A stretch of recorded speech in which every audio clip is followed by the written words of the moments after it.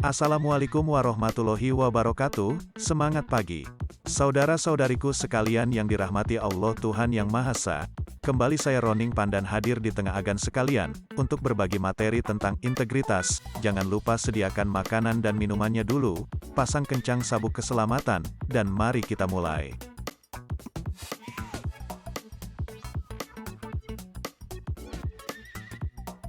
Suatu hari, saya nongkrong di warung kopi pojok kampung, sambil menikmati kopi Brasilionya Pak Mindi. Lamat-lamat saya dengar orang-orang di kursi sebelah ribut. Kamu sih gak punya integritas, makanya para pelanggan setiamu pada lari. Kan aku sudah bilang berkali-kali, jujurlah, minimal pada dirimu sendiri. Begitu sepintas yang saya dengar. Timbul pertanyaan dalam diriku, apa sih arti integritas itu?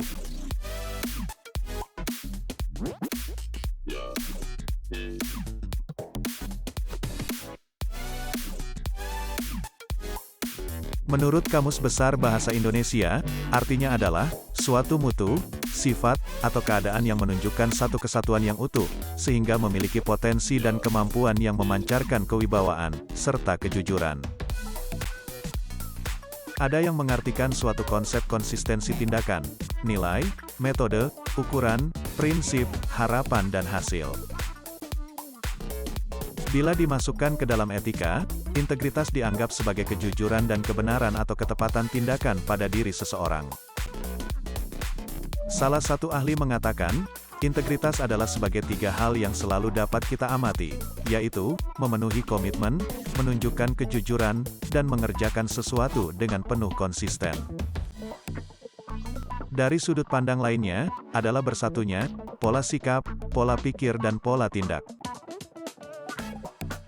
Terus, mengapa kita memerlukan integritas dalam kehidupan kita, baik itu bermasyarakat, berbangsa dan bernegara? Agar kita bisa tampil menyenangkan orang lain, dan dapat dipercaya orang lain, yang pada akhirnya kita sukses, insya Allah. Bagaimana integritas berlaku di lingkungan kita? Mari kita perhatikan sekilas. Dua auditor BPK ditangkap KPK atas kasus suap pengurusan keuangan Kabupaten Bogor, tahun anggaran 2021. Bangunan rumah kumuh, berjajar di kawasan Cideng, Jakarta. 4 siswa Indonesia, mendapat medali emas dan 2 medali perunggu di Internasional Olimpiade Biologi, tahun 2022, di Armenia. Demonstrasi Omnibus Law di depan gedung DPR Jakarta, beberapa waktu yang lalu. Demonstrasi menuntut pengusutan tindakan kekerasan terhadap warga Wadas. Dan yang paling seru, adalah tragedi polisi tembak polisi, yang mati CCTV, atau Kekaisaran Sumbo Winter. Kejadian-kejadian di atas, mari kita kaji sedikit saja, akan menunjukkan bahwa secara individu, warga bangsa, sebagai masyarakat, institusi, negara, integritasnya sungguh menyedihkan. Apakah perlu kita naikkan? Tentulah gan, apalagi saat masih hangat-hangatnya kita merayakan kemerdekaan RI yang ke-77. Bagaimana caranya? Yaitu, dengan cara memanfaatkan 5 pilar utama penegakan integritas, terutama dimulai dari setiap individu warga bangsa. 5 pilar utama tersebut adalah: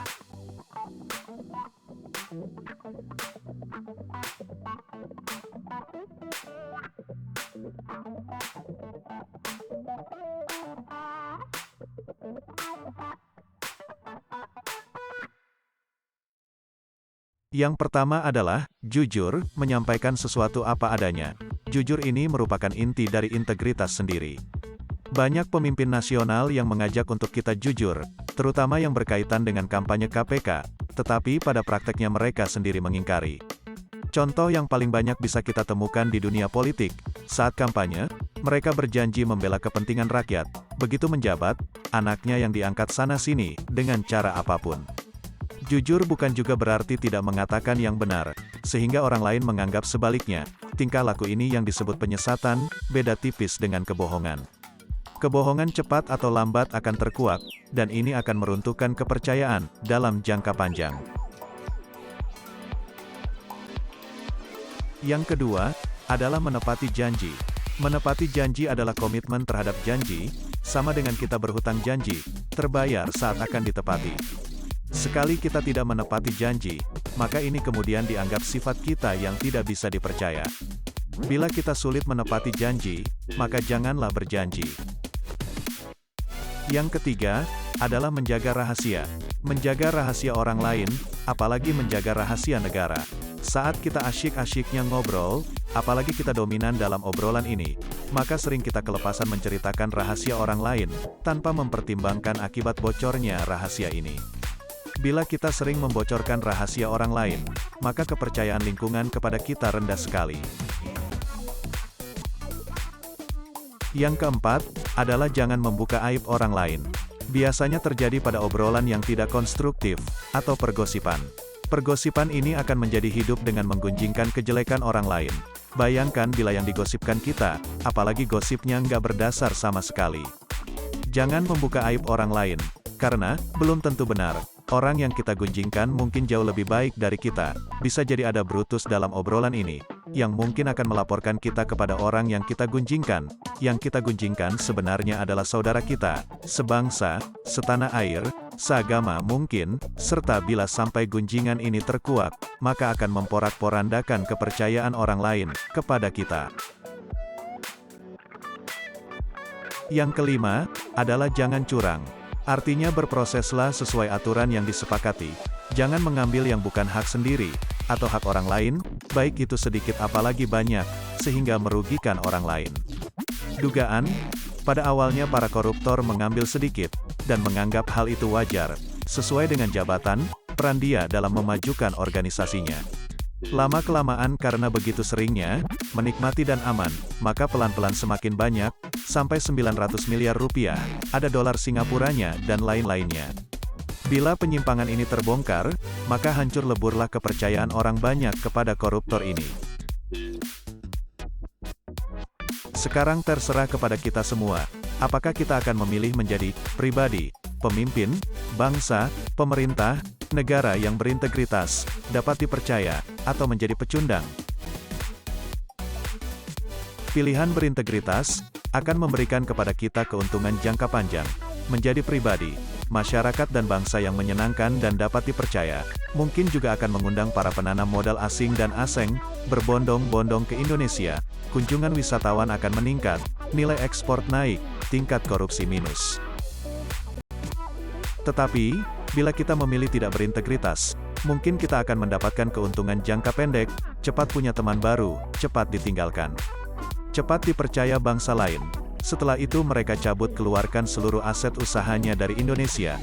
Korupsi menjadi biasa, bila tidak korupsi, tidak biasa. Kebijakan para pemimpin nasional mencal-mencle, pagi tempe, siang tahu, malam pizza. Penegakan hukum kacau beliau, wilayah yuridiksi nasional kita di udara, darat, laut, bawah tanah, berulang kali dilanggar dengan sewenang-wenang oleh kekuatan militer asing dan asing. Kalau demikian, maka kita tinggal menunggu. Mau menjadi Somalia, Afghanistan, atau Majapahit?